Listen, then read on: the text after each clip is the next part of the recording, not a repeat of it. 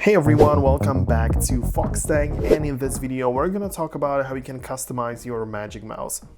Whether you have the first gen or the second one, the customization options are quite similar, so customizing your Magic Mouse can enhance your user experience, which is going to make it more tailored to your specific needs and preferences. At first, let's discuss any external customization options.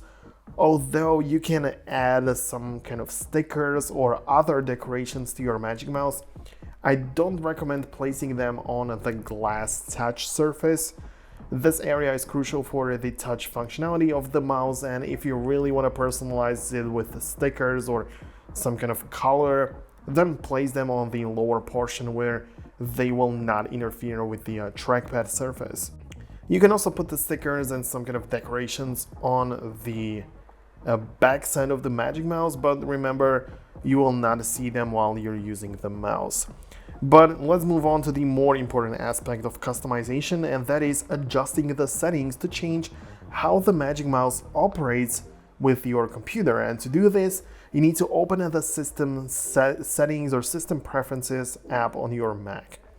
Ensure that the Magic Mouse is connected to your Mac, but then open the system preferences and then make sure that on the left panel you scroll all the way to the bottom where you can access all of the options, and at the bottom you should be able to find the mouse section.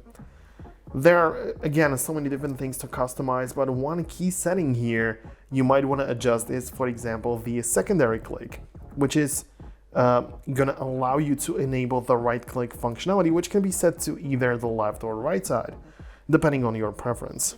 Another important setting is the tracking speed, and this controls how quickly the pointer moves across the screen in response to your movements.